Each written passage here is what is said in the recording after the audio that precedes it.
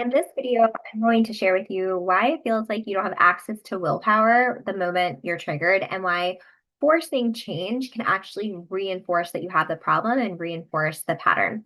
So this is where most people end up burning out or they feel like they've been in therapy for years, not feeling like anything actually underneath the surface changed. So when your nervous system is activated or you feel triggered, as we talked about in the last video, your brain is prioritizing safety. It's not focused on growth or logic or reason. It's kind of like it went out the window. So you can know you're being ridiculous in the moment. Like you know that you're overreacting or that there's not actually something to fear, but your body is responding to something underneath your awareness that will not let you respond differently because again, it's like that groove in your brain.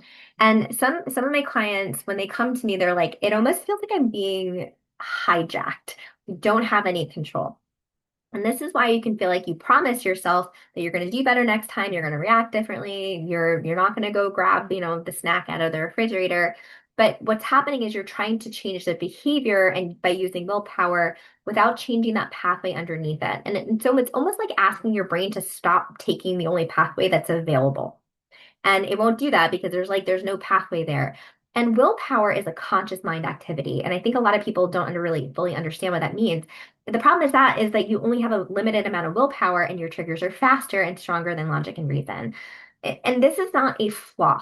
Okay, this is actually how we are designed. Our brains are literally designed like this because if you saw a bear in the woods, it would make more sense for you to have an instinctual response, a survival trigger, rather than like res to respond to the perceived threat, like a bear in the woods, rather than to stop and think about it and be like, how should I respond here? Right? Like it doesn't make sense. Like it would take too long and you might end up being attacked by the bear. And so in this way, our brains are really smart, but the problem is our brains don't differentiate between the bear in the woods or the issue at work or the relationship problem or a conflict that we're literally sometimes just making up in our heads that hasn't happened. And the word willpower translates to having the will, like using will to power the response. But how much will you have can vary depending on like your hormone cycle, your sleep, your blood sugar. And it's almost like setting yourself up for failure to do it this way.